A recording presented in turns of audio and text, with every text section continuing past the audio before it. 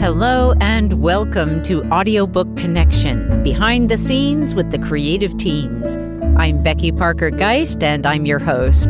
Audiobook Connection is your place to learn about the audiobook creative process in discussions between the authors, narrators, producers, and post-production teams that bring them all together, as well as guests who have listened to the audiobooks and have questions for the creative teams. This podcast is sponsored by Pro Audio Voices, helping great stories come alive through audiobook production and marketing. Hi, I'm Becky Parker Geist. I am the host of the Audiobook Connection podcast, Behind the Scenes with the Creative Teams. I'm also president of Bay Area Independent Publishers Association and the CEO and founder of Pro Audio Voices and AMPlify Audiobooks, providing audiobook and podcast production, distribution, and marketing. Today I have with me Carolyn CJ Jones, author of The Art of Forgiveness. CJ, welcome. Thank you, Becky. It feels really nice to be here. Yeah. And you and I have known each other for some years now. We met, just for our listeners to know, we met years ago through BAPA, Bay Area Independent Publishers Association, where you've been an active member. So let's clue our audience in just a little bit. We'd love to hear a little bit more about your background and sort of the start of your journey as a writer. Yes, it's been quite a journey. I started in Philadelphia, a suburb of Philadelphia. I was born there, and then moved to various towns around the eastern seaboard while my father went to school. He became a PhD physicist, so he was going to a bunch of different schools. And then we moved to Columbus, Ohio, to a suburb outside of Columbus, where I grew up most of my life there. Oh. Then I went to Kent State University. Was that during the what shall we say, the upheaval years? Yes, yes, definitely upheaval. The kids were shot in May, and I went in September. Wow. The campus was a police campus. It was scarier than all get out. And I used to call my parents every night begging to come home. I'd just cry. I'll go to Ohio State. I'll live at home. Oh, my goodness. Wow. And they wouldn't let me come because I had made a commitment and they wanted me to follow through on my commitment. After that, I decided to find out what all the hoopla was about. Pretty soon, I became a protester of the Vietnam War. So that went on, and then I was due to get married to my high school sweetie. We had seen each other all through college. I was at Kent. He was at Ohio State. It was like a 2-hour drive.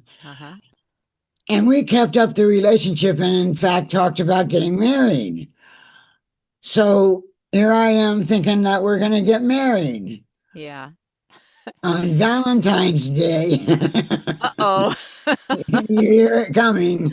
On Valentine's Day, senior year in college, I got a Valentine from him, a card. And I opened it up, wanting to see what he had written in there. Yeah. And it was a note saying he had gotten married to someone else. Oh my gosh, what a way to break up. My goodness, that is about as brutal as I've heard. I mean, in terms of, oh my gosh, wow. It was horrible. Yeah. I was devastated. Yeah. And all I could do was cry. My roommates couldn't console me, so they finally figured they were going to take me out and get me drunk. Oh. Well, I had never had anything to drink before. So I really got super drunk. And the thing about the drinking is I didn't stop for 30 years. Yeah. Wow. And during that time, I was a very angry, bitter, blaming victim all over my childhood. Yeah. And of course, I was angry at my supposed husband. Yeah. But mostly it was about my upbringing. It narrowed down to that. Yeah. I had very traumatic upbringing. There were six of us, and I was second oldest. I learned to be quiet Uh-huh. and not speak about anything Mm-hmm. that was of importance and put on a smile and act like everything was okay. Uh-huh. Yeah. That didn't serve me well when I got later in life. Right. Right. Yeah. Yeah. Wow. And in all of this turmoil, I'll just say, from just the coping mechanism that you established for yourself as a young person through the turbulence of not only the location, being in Kent State right after the shootings, and all of that. But at what point did you start to use writing as as a tool for yourself? And I put it that way without you having told me that was a tool for yourself, but I'm just aware that it is for most of us. At some point we start to journal or we write a diary as a little kid. When did it start for you, and what was that like? It started as a young kid for me also, and I wrote a diary.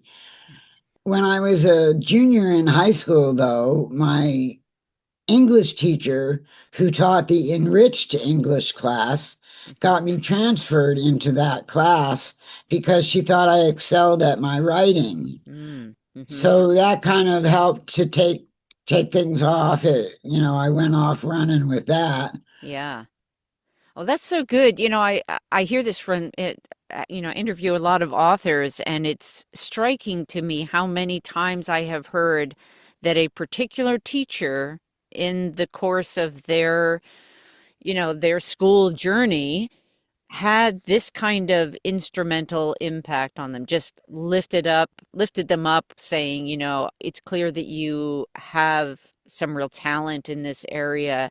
And what that does for us to hear that, is tremendous.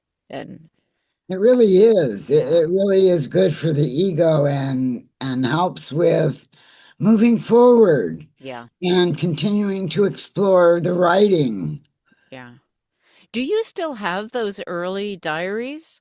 No, but I do have early diaries from when I was in sobriety. Mm, mm-hmm. After that 30 years of being angry, etc., Yeah. I had another rejection from someone who I thought was my soulmate. Mm-hmm. I thought it so strongly that I left my 20-year marriage to be with this other guy. Come to find out he didn't care for me that way. Yeah. So once again, I was absolutely devastated. I drank and cried for 2 months, Right. didn't even feed myself. Yeah. I really noted how you said that you had not had anything to drink until those friends of yours, in attempting to help you, it sounds like actually set you on a journey of extended agony, extended anger and pain. Yes, Yeah. agony is a good word. Yeah. Yeah. Wow. But I didn't think, excuse me, but I didn't think that it was agony. I thought it was ecstasy at the Mm, time. I mean, I thought I was at great peace when I was high on whatever, mm-hmm. Mm-hmm. because it didn't stop with alcohol. It went to pot, it went to mushrooms, it went to, well, I guess that's it. Mushrooms was the hardest that I ever did. Mm-hmm. Yeah. But you were looking for that numbing that would allow you to deal with that underlying feeling of rejection, right? And that Yes, underlying pain. yes. Yeah. Yeah. I want to add about peace. I was looking for peace in my life, and that's what I was looking for in the drugs. Right. When I was in high school, I used to go to bed every night and whisper a prayer so my sister in the bed next to mine didn't hear me. And it was a prayer please God, make tomorrow better than today. Yeah. And it never was. Not until I got sober Mm-hmm. and learned to forgive my parents at 4 years sober. Yeah. And then it was like a miracle had happened because it was just great peace and freedom from resentment came to me. Yeah. I'm curious, did your parents also, did they drink? Did they, were, Well, my father had a bout with drinking, and my mother swore he was an alcoholic, but I don't think he was. She swore anyone was an alcoholic that drank. okay. Mm-hmm. So her word isn't necessarily Mm-hmm. true. Mm-hmm. Do you think, so I'm just curious about at the point where you were in college, which is usually those years of personal rebellion and finding our own independence.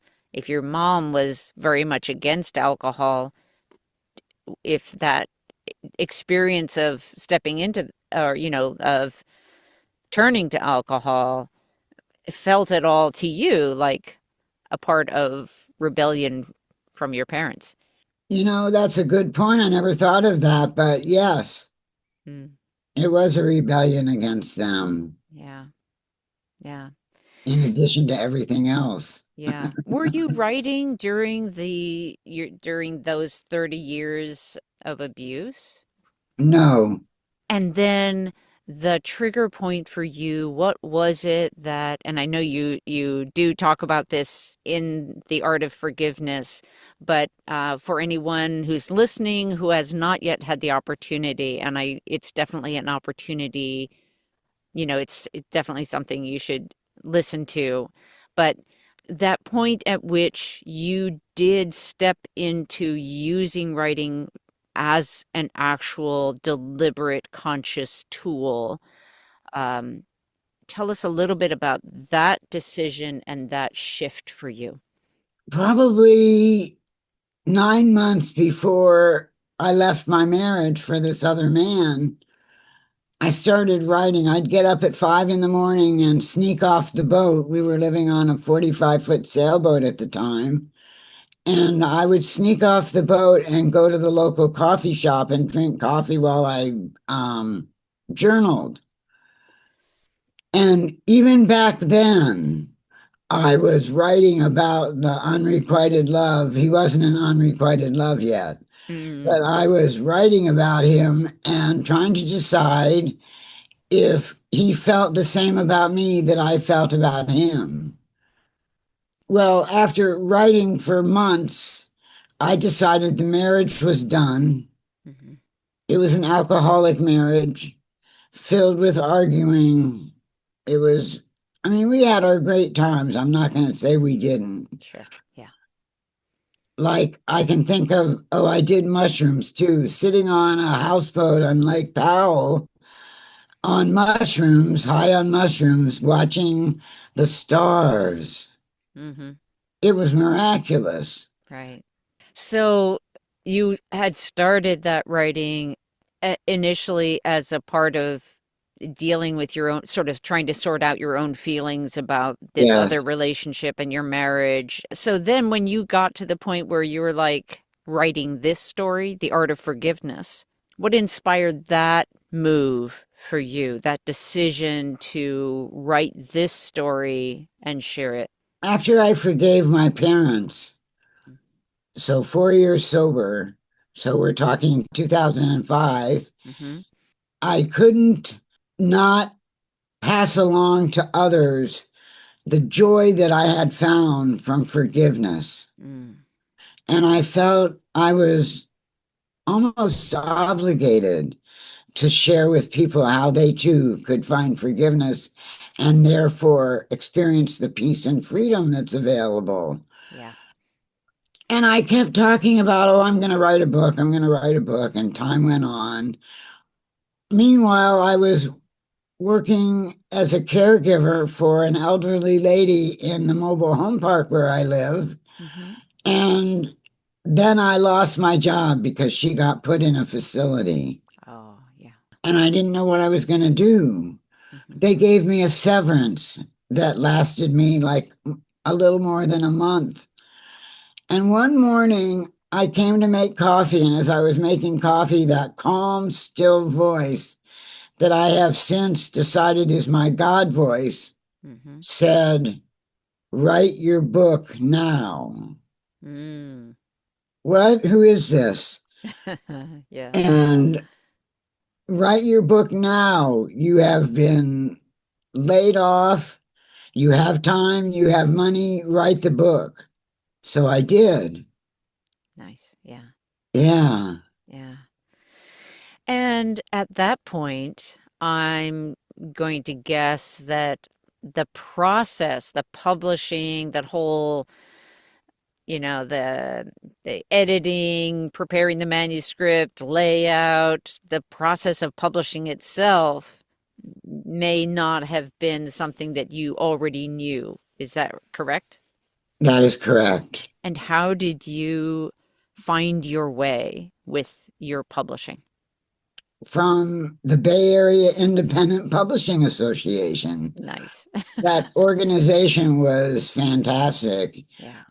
Yeah, it really it's such a great organization for not only providing just peer support, but also a tremendous amount of information about what's next, how to do the many different things, navigating that complex landscape of independent publishing. Yes. Yeah. You should be proud that you're president of that organization. I am. I feel very happy and honored to have been serving as long as I have. I think I'm That's in my great. 11th year as president or something at this point. Wow. Yeah. So, Nice. yeah. Also, I'd love to have you share. I know that you've written other books because our first opportunity to work together was recording clips of the Opening the Gates of the Heart, which is such a beautiful contemplative or meditative experience. Tell our listeners a little bit more about that book, how that came to be, and yeah, let's just start there.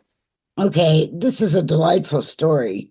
After I decided I was leaving my marriage, and after I went through this rejection from the other man, I cried, like I said, for a couple months. And then one night I realized I was killing myself with my drinking. And I didn't know what else to do, but I went out to the cockpit I was on another boat at this point, and I went out to the cockpit and I prayed to a God I didn't even believe in. Please, God, if you're there, help me. I can't do this anymore. Yeah. And it wasn't 3 weeks before I was headed to San Diego to stay for a couple weeks and get a handle on my drinking. I was going to stay with my former bartender who was getting sober herself. So it worked out really nicely. Before I left the Bay Area, though, because we were in Sausalito, my husband and I, and before I left the area, I was sitting in the cockpit of the sailboat overlooking the shore on the opposite side of the water. And I thought, that's Belvedere. I've never been there before. Oh, interesting that you were so Yeah, close and had never actually ventured over there. Yeah. that's right. That's Yeah. right. So I went over. And I didn't fall in love with the houses, although they're beautiful. Yeah. What I fell in love with was the gates. Yes. And I vowed to photograph them if I ever returned. Well, life went on, and it turns out I did come back to the Bay Area and I photographed those gates. So over here, I'm photographing these gates. Yeah. And over here, I'm journaling to keep myself sober. Right. Like 2 or 3 hours a day, I was journaling. And these two things were going along parallel to each other. They didn't cross paths. Yeah. It was an interesting way that I found out that the two could be melded. And what happened was I photographed the gates in winter, so February, let's say, of 2004. Mm-hmm. I wrote in my journal one morning in November. Let me back up. Okay. My goal was to title and frame the gates and sell them to galleries. So I was titling and framing the gates. And then in November, I wrote, I have spent a lifetime spinning webs of terror and shame between the spires that stand as sentinels to my heart. That's so beautiful. Thank you. And more to the point is, I almost fell off the chair when I wrote that because a couple weeks earlier, I had titled this image Webs of Fear. I Yeah. don't know if you can see the webs, but that gate is all covered with webs. Yeah. And I thought, wow, these words gave voice to this image. I looked through all of my journals because I thought there might be more Yeah. sayings that I could use for my other gates. Yeah. And I found many. Nice. In fact, 3/4 of the 33 gates that are in this book were written, the verses were written in my journals, and they appear in the book verbatim, what I said in my journals. So a lot of the times what happened is I had already written something in my journal, Mm-hmm. and then down the road, I wasn't remembering that, but I would run across a gate that gave voice to the words gave voice to that gate. Yeah. I love the way you put that about the words giving voice to the image. That is such a cool um just the concept of that. I love how you've put that. Thank And the you. images are so striking. Really love that book as well. Um, Well, thank you. yeah. Yeah, I'm partial to it as well. Yeah, yeah. Well, with good reason. CJ, let's just take a short pause and we'll come right back. Okay. The Art of Forgiveness, A Promise of Peace by Carolyn CJ Jones. How to move beyond resentment and anger to forgiveness, healing, and inner peace. Imagine sitting in a small rowboat in the middle of a lake. Gentle waves lap the side of your boat and rock you into great peace.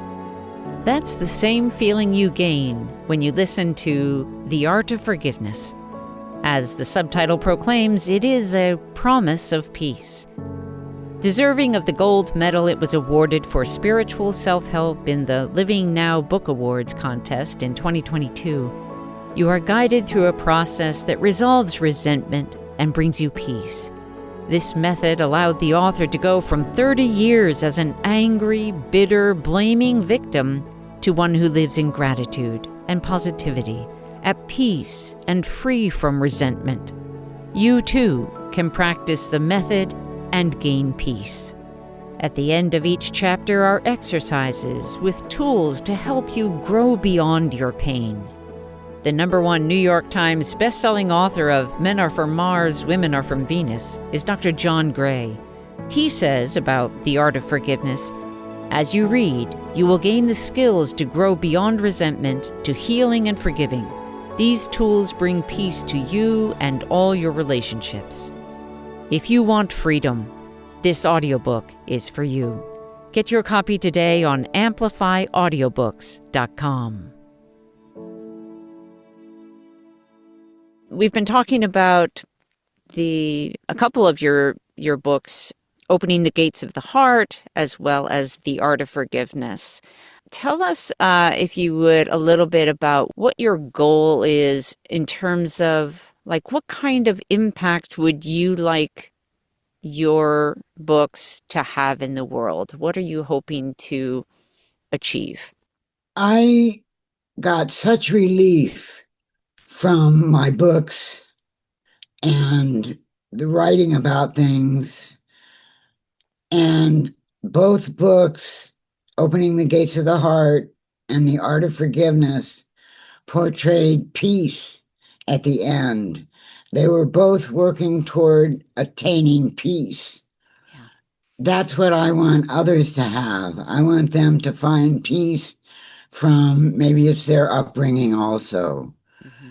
that is bothering them, but whatever might be bothering them, I write for those people to be able to experience the joy that comes with forgiveness, that comes with peace. With both of your books, so one of the things that I find really interesting is that in terms of helping others with your books, that one has a more visual, meditative approach to it's very poetic, the giving voice to the images approach, and the other is the sharing of your story in such a vulnerable, honest way. And I think that really this is one of the things that can be so hard about the telling of our own stories when there's often a lot of pain.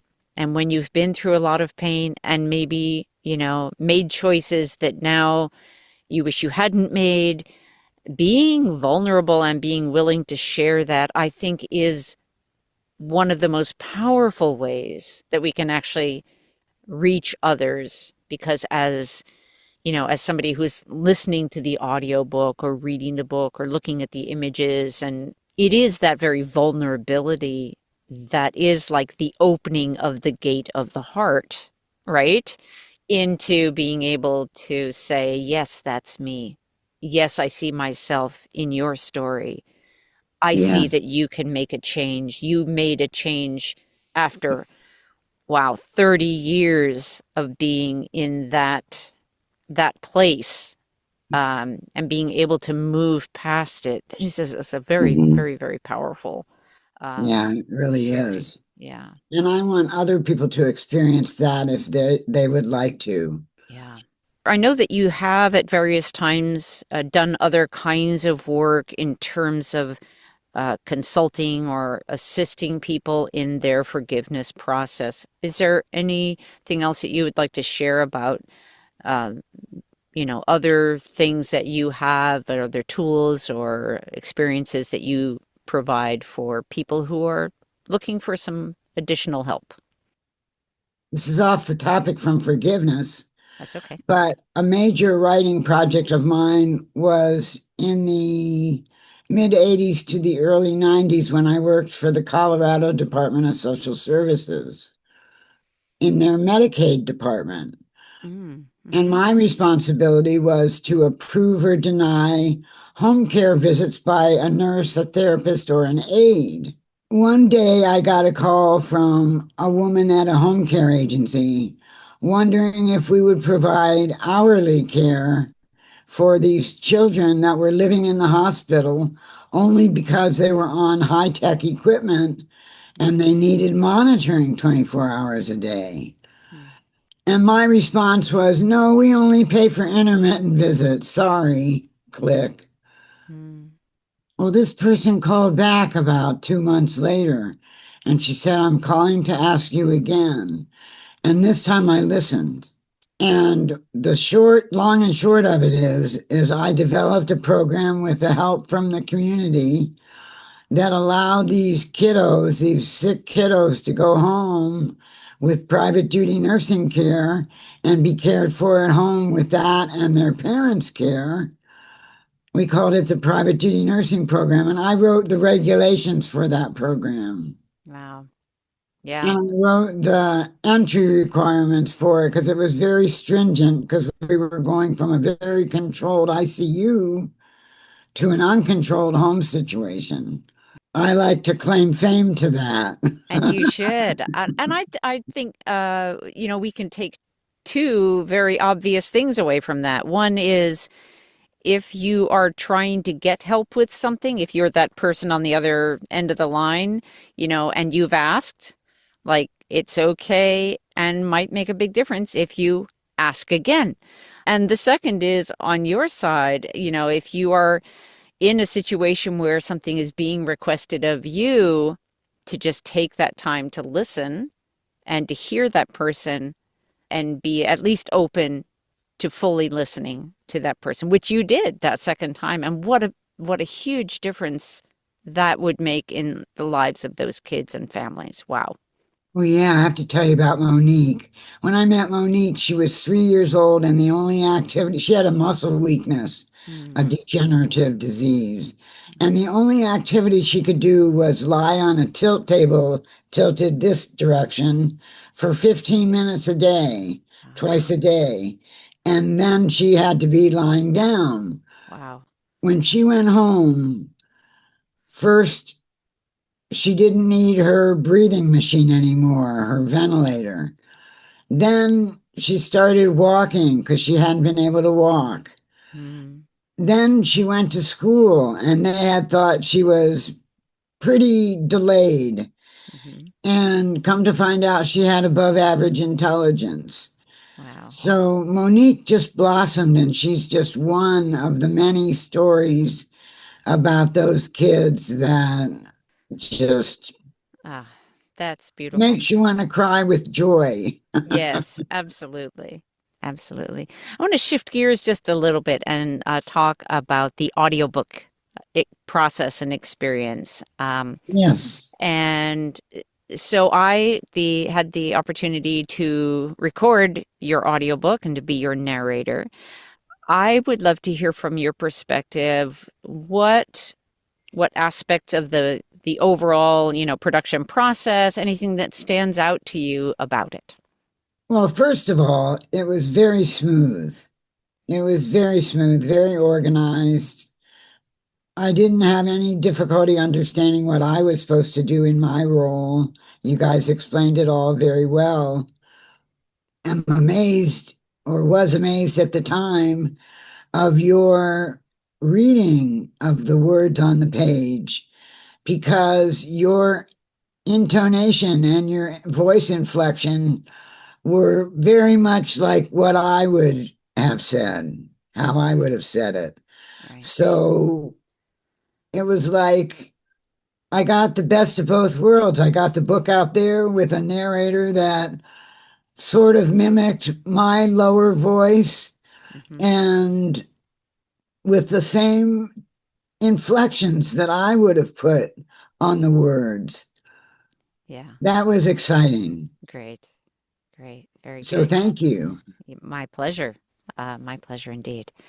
And what's your aspiration overall with your book and audiobook moving forward? What's coming up next for you, and what plans do you have? I plan to get the audiobook out and let people discover it, help them discover it, and look at forgiveness. And then at the same time, I'm going to be writing a memoir. I think it's going to be called A Compelling Journey of Hope and Healing. Nice. Yeah. Yeah. Beautiful. And so our listeners can learn more about you and your writing. Would you share your website address? Yes. It's simply my name, Carolyn CJ Jones.com. Terrific. And our listeners will be able to find your audiobook on AMPlify Audiobooks. And that is always the place where we encourage our listeners to get their audiobooks. It is a platform that better supports the authors and their creative process. And so that's where to find it. CJ, thank you so much for spending this time with me today. Oh, thank you, Becky. This was great. Great. All right. Thank you, everyone, for joining in, and we'll catch you on the next episode of Audiobook Connection. Thanks for joining us for Audiobook Connection, behind the scenes with the creative teams. please take a moment to subscribe at audiobookconnection.com. The podcast is sponsored by Pro Audio Voices, helping great stories come alive through audiobook production and marketing. Learn more at proaudiovoices.com. Again, thanks for being with us, and please join us next week.